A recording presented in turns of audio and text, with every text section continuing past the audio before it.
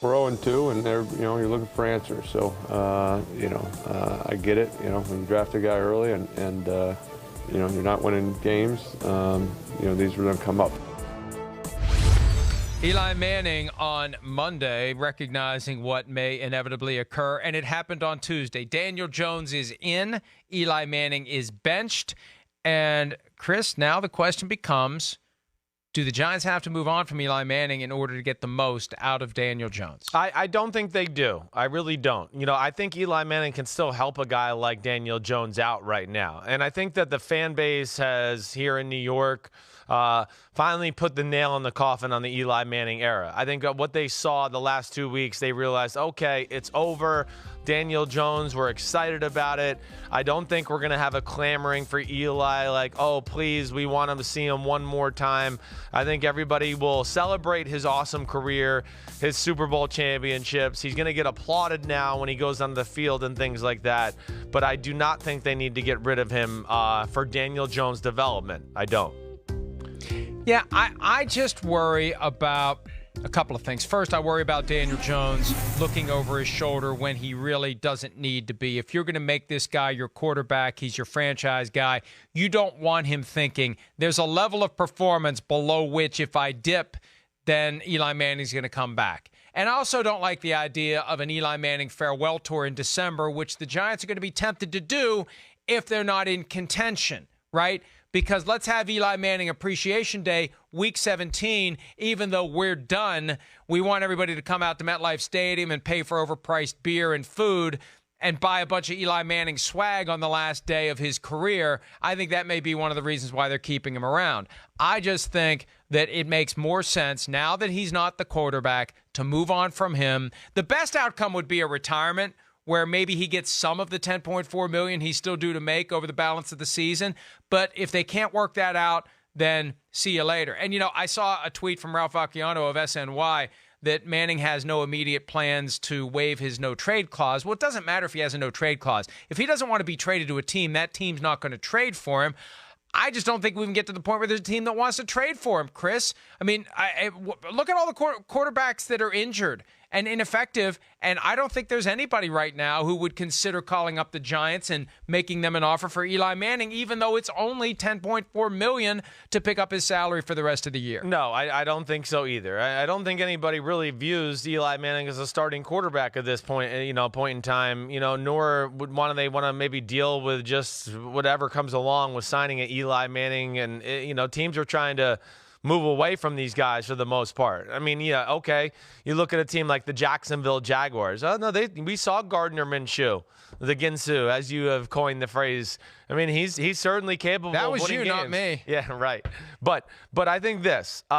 First off, just from a football standpoint, the Giants still want to have a backup, right? They want to have a backup that they feel, okay, can run the offense and be good. And I could say Eli Manning's certainly better than the other guys they got on that roster not named Daniel Jones, all right? So they don't want the season to fall down the tubes in case Daniel Jones does hurt an ankle or something like that.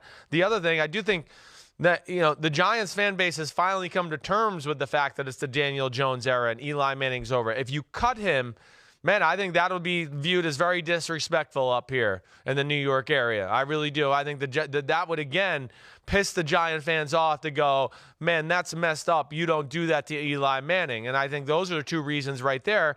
And then third, okay. Whoa. What? We're going to release Eli Manning so he has an opportunity to go play for someone else this year. It's very easy to sell it in a positive way. Well, then Eli would have to sell that too. Eli would have to sell that too. It can't just be the Giants doing it. Eli's going to have to be a part of selling that, because if it looks like they're doing that to Eli, then they're not going to be cool with that. If Eli is going, I asked for this and I think I have a chance, then the fan base will be able to do it. But I don't think they can just cut him and just go, we're doing this because we want Daniel Jones to develop. That'll look crappy.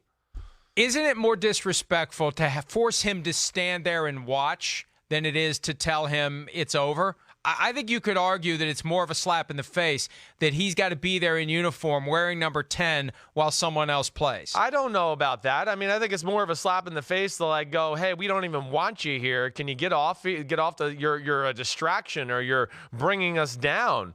I think that's more of a slap in the face. And especially, if it entails him not getting his money, then that's another big slap in the face. So no, he gets his money. He gets his money. That's the problem. Oh, yeah, he gets his money no matter what. Right. I'm sorry. Because he's on the week 1 roster, that salary becomes guaranteed. Veteran. That's why they should have done this 2 weeks ago.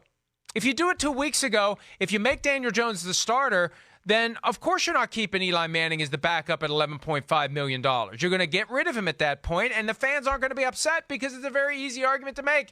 He's not the starter anymore. We can't pay him starter quarterback money. I think that still would have made the fans upset here. Just, having a little pulse for the situation. I think everybody needed to see these 2 weeks of not so good Eli to kind of come to terms with this. And, I just think, listen, I was surprised. But I do want to make the point, I think also, when you look at the schedule, it's the Buccaneers and the Redskins coming up for Daniel Jones. 2 teams that are not necessarily going to go Super Bowl defenses. And I think they saw, okay, Tampa Bay on the road, not necessarily a hostile environment. James Betcher, the Giants defensive coordinator, he learned from Todd Bowles, who's the Buccaneers defensive coordinator. So I think he'll be very comfortable there. That's why they make the move. But I still say you keep Eli Manning around and don't ditch him. Let me just say one more thing. One more thing before we go. Go ahead. Being in a big market stinks. It's tough. Right? They got to worry about what the fans think. Just do what's right for the team. They got into this problem 2 years ago because they were so worried about what the fans thought when they benched Eli Manning for Geno Smith. Yeah. Make decisions in the best interest of the team, and don't worry about the fans. If you're making good decisions that are going to result in winning football games, it's all going to take care of itself sooner or later. Hi, I'm Mike Tirico, and thanks for watching. Make sure to hit subscribe for the latest news and highlights from NBC Sports.